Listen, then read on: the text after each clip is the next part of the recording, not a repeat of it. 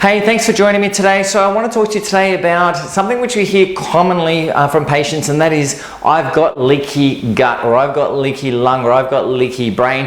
And most people don't truly understand what it means and what it is. So I want to talk to you today about what this leaky thing is and what it actually does mean. Because when you put it in perspective of what it is and what it means, it starts having greater input into your general health and well-being heading forward.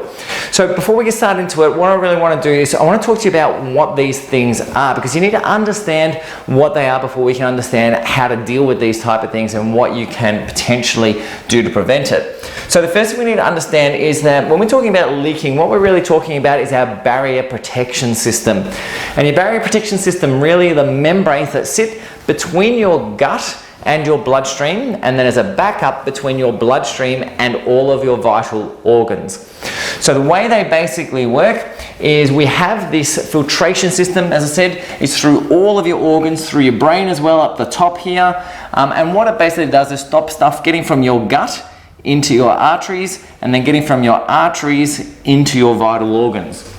So it's kind of like a filter that lets good stuff through and stops bad stuff from getting in, and then also allows the bad stuff out and keeps the good stuff in. So it's a filtration system, and it happens everywhere in the human body. So what do we see when it breaks down? Well, it really depends on the area that's breaking down. So the most common area that breaks down is that of our gut. And when the gut breaks down, we really do feel bloated. Bloated is probably the most common thing that we get when people are suffering significantly from leaky gut.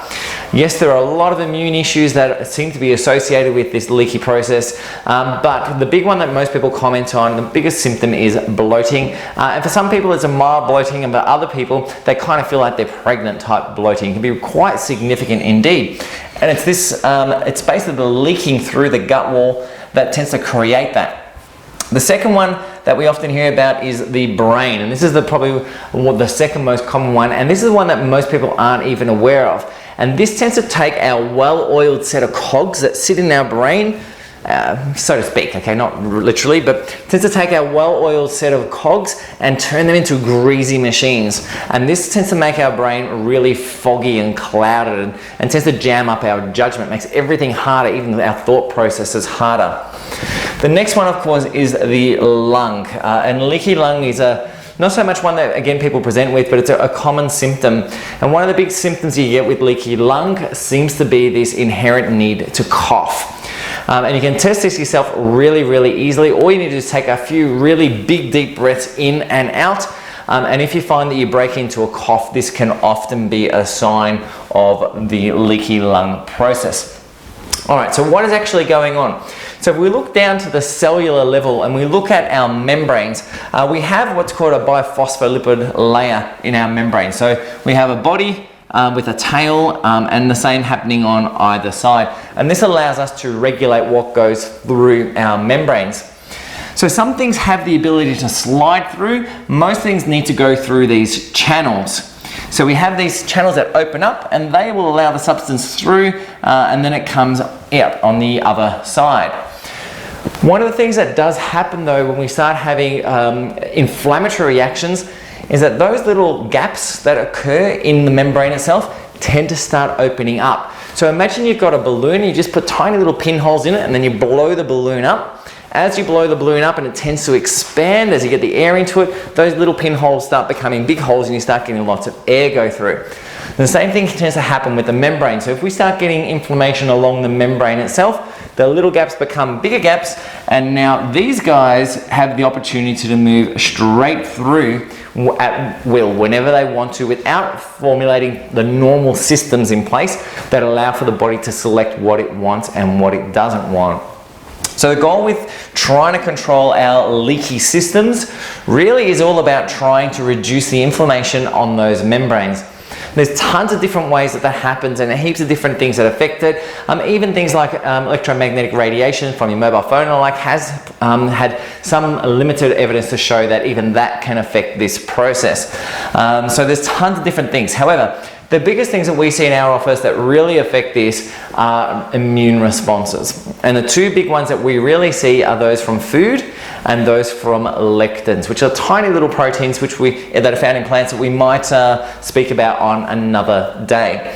But basically, if we have one of these foreign particles and it kind of touches our membrane itself, then what will end up happening is the immune system comes by really angry and it tries to get rid of it. And as it tries to get rid of it, it secretes all these little chemicals that try and break it down and attack it. And the net result is they create irritation on the membrane itself. And that irritation then creates inflammation along the membrane pathway.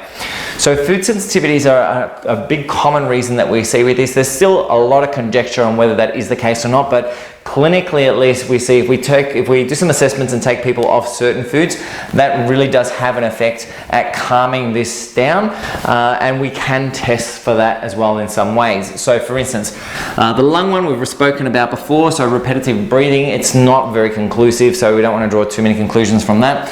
The brain one is a really easy one to do, which we can do in our office, doesn't cost anything, and that is that if you take the substance GABA, and again you don't want to do this without being under clinical supervision, but if you take the substance GABA, GABA should not be able to cross the blood-brain barrier, okay? So it shouldn't be able to cross it. So if you take GABA, GABA has a calming effect on the brain, so if you take it, and it gets through, it'll make you feel drowsy and tired.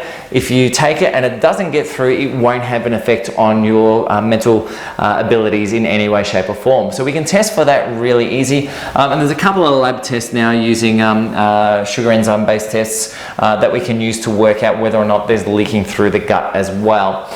So there's a few different ways that we can test for it, but the key symptoms we want to look for is brain fog, which is a common occurrence with brain inflammation or brain swelling, that type of stuff.